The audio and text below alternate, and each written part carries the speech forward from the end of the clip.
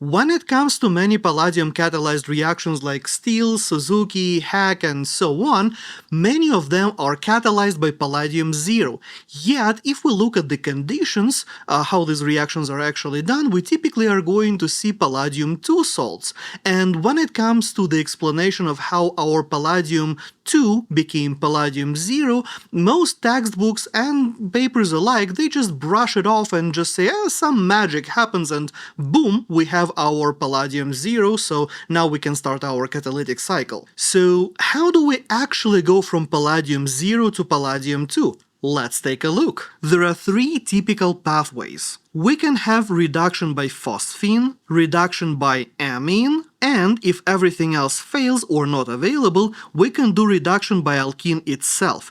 And the important thing to keep in mind here is that we are typically going to use our catalyst in a rather small quantity, up to maybe just few molar percent. So all co-products that we are going to get in these reactions are rather insignificant and don't really typically have any negative effect on the reaction mixture itself. Alright, so let's look at the first one, reduction by phosphine. If we are working in anhydrous conditions, we would typically see the palladium acetate as our catalyst of choice. Let's schematically represent it as this. Next, we are going to have the ligand dissociation step with our phosphine ligands. As the result, we are going to end up with the following complex. Next, we are going to have a reductive elimination, giving us the palladium species, which is the palladium 0 at this point, and we're also going to see the phosphine acetate structure, where this portion with the phosphine acts as an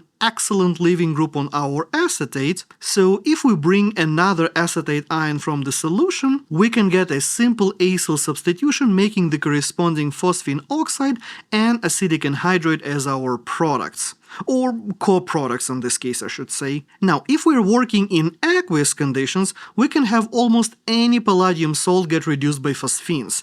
Typically, we see palladium acetate or chloride, but other salts occasionally do show up as well. In this case, I'll skip my ligand association step and start with a complex containing the phosphine ligand right away. And since we are working in basic aqueous conditions, we are going to have some quantity of our hydroxide floating around. This hydroxide can do an SN2 style attack on our phosphine, essentially knocking it off the palladium, making this negatively charged complex, where we do have our palladium 0, so that was actually our reduction step. And now we can do a simple ligand substitution with another phosphine and get the neutral palladium 0 complex, if you like to see it in this form. Although I do have to mention that there are quite a few reports showing a very high likelihood of the negatively charged palladium complex that I have here going into the catalytic cycle as is, so it doesn't really have to be neutral version at all. And in terms of the other product that we get in this reaction,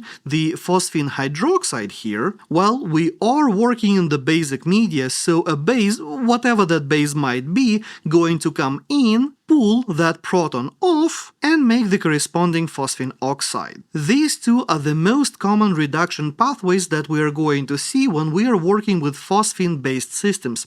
But we are not always going to see those phosphines, so if we don't have those around, we can see a reduction by an amine, which is a common base for many palladium-catalyzed reactions. In this case, our product is going to be either an amine or an iminium ion salt, depending on the nature of the amine that we are using in this case. So let's start with this generic complex with an amine already coordinated to my palladium. Here I am first looking at the secondary amine, so we do have a hydrogen sitting on our nitrogen atom. The L's here are either neutral ligands of some sort, maybe a solvent or something else, or even an X that was original counter ion to our palladium 2. It really doesn't matter what those guys are for the purposes of this type of reduction. Now, what does, however, matter is that we should have at least one hydrogen on a carbon connected to our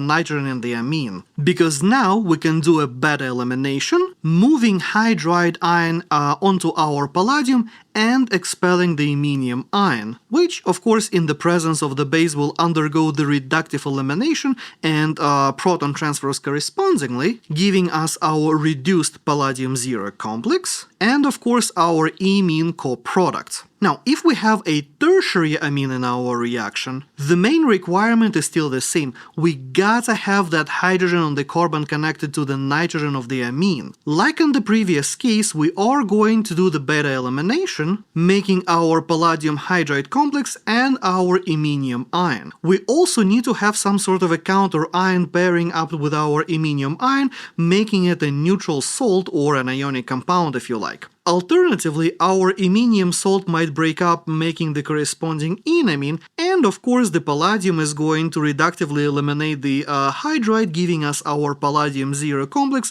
ready for our catalytic cycle. Finally, if everything else fails or is unavailable for whatever reason, maybe your amine doesn't have the corresponding hydrogen or whatever might be the case, we can do a reduction by the alkene itself. So let's imagine the complex where I have my alkene coordinated to my palladium center, and I'm going to show one acetate here as well. The nature of my X ligand here doesn't really matter. It can be an acetate or chloride or solvent or whatever else.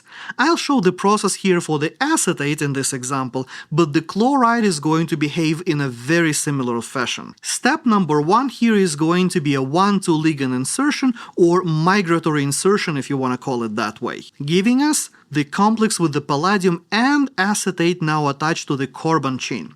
And while there is some speculations that this might happen intermolecularly, the vast majority of the papers that I've seen talking about these processes describe this step as the migratory insertion, so, I am inclined to believe that that is actually the way it works. Now, we do have to have this hydrogen in the beta position as well, because we are going to do the beta elimination like in all the previous cases, moving the hydride onto the palladium atom and reforming our alkene. And once we do our reductive elimination, we'll get the new palladium complex, where our palladium is already palladium 0. We'll also get the corresponding conjugate acid from the base that is scavenging the proton in the solution. And of course, we are going to end up with a vinyl acetate as our coproduct. Pretty cool, right?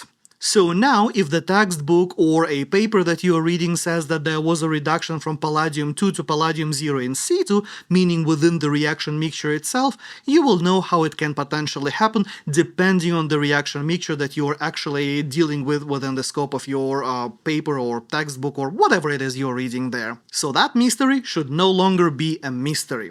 And as always, thank you for watching. If you liked this video and learned something new, boop the like button, let me know in the comments below, subscribe for more, and I will see you next time!